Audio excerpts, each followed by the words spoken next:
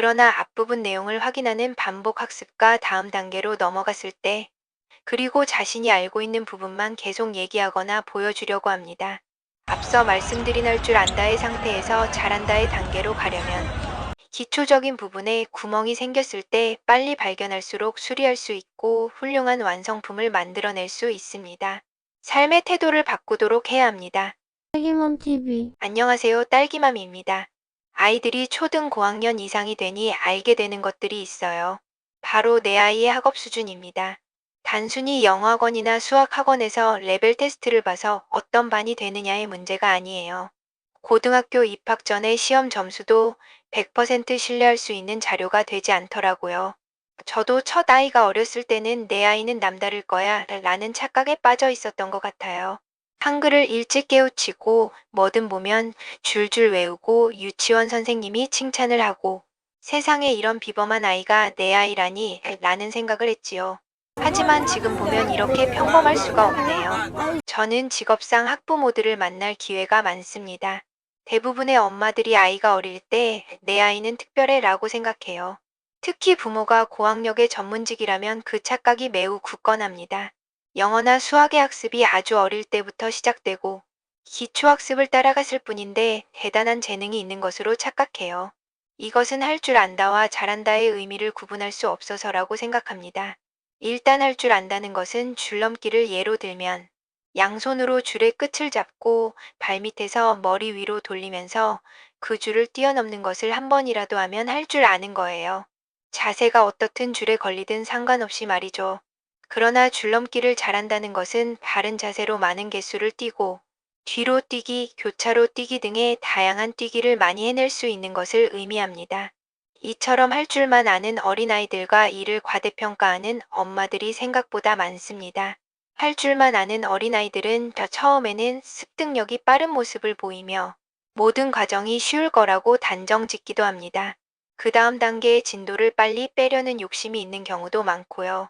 그러나 앞부분 내용을 확인하는 반복 학습과 다음 단계로 넘어갔을 때 작은 부분이라도 이해가 안 가면 그때부터 집중하지 않아요. 그리고 자신이 알고 있는 부분만 계속 얘기하거나 보여주려고 합니다. 이런 상황이 몇 번 반복되면 재미없다, 어렵다 등의 이야기를 엄마에게 하죠. 그러면 엄마는 커리큘럼, 선생님, 학원 등이 문제가 있을 거다 라며 외부 환경을 탓하기 시작하고 다른 학원을 찾아 나서거나 새로운 선생님을 찾기도 합니다. 이렇게 되면 아이들은 어릴 때부터 조금이라도 견디거나 극복하는 훈련이 일어날 시간이 없게 됩니다.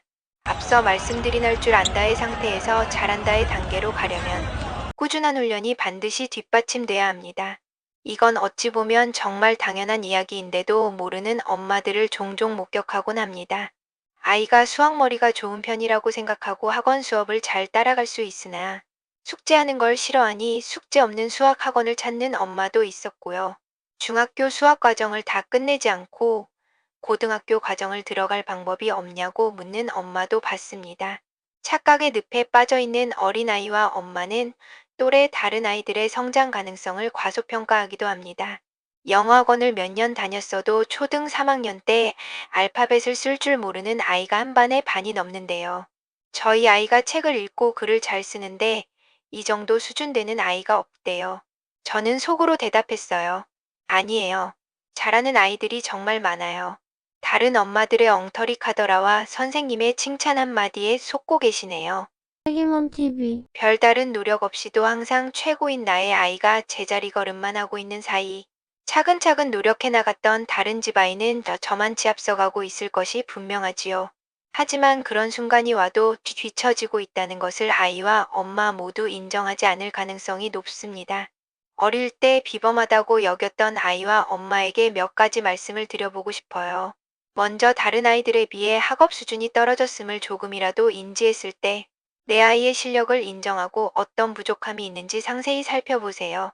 예를 들어 영어라면 어휘력, 문법, 리스닝 등의 수준이 어느 정도인지 확인하고 수학이라면 단원별로 어떤 부분을 알고 모르는지 정확하게 살펴보세요. 이때 아이는 모른다고 하지 않을 거예요. 엄마는 감정에 휘둘리지 말고 객관적으로 아이 수준을 판단하고 모르는 부분부터 다시 시작하도록 하세요. 문제집을 풀던지 EBS 인강을 듣던지 학원을 이용하던지 아이가 해낼 수 있는 어떤 방법도 좋습니다. 둘째, 아이에게도 부족한 점에 대해 정확하게 설명해주고 열심히 노력해야 만족할 만한 결과를 얻을 수 있음을 강조하며 태도를 바꾸도록 해주세요. 부족한 점을 발견하고 복습을 하려고 하면 이런 유형의 아이들은 반발이 심하고 안 하려고 합니다. 내가 알고 있는 건데 왜 또 하라는 거냐며 화를 낼 것이 뻔하죠. 하지만 덧셈을 못하면 곱셈을 할 수 없고 뺄셈을 못하면 나눗셈을 할 수 없는 거잖아요. 기초적인 부분에 구멍이 생겼을 때 빨리 발견할수록 수리할 수 있고 훌륭한 완성품을 만들어낼 수 있습니다. 세계적인 스포츠 선수들이 재능만으로 버틴 것이 아니라 피나는 노력이 없었다면 그 자리에 설 수 없었음을 알고 있습니다. 노력의 과정을 불필요하다 생각하는 아이에게는 이런 스포츠 선수들의 피나는 훈련에 대해 계속 얘기해주고 삶의 태도를 바꾸도록 해야 합니다. 그리고 매일 조금씩이라도 공부하는 루틴을 만들어야 합니다. 이게 말은 쉬워도 엄마도 아이도 이 루틴을 만들기가 어렵습니다. 그냥 며칠 해보고 실패하면 또 다시 시작하는 걸 계속 반복해 보는 겁니다. 저도 아이들과 이런 과정을 계속 반복하고 있어요.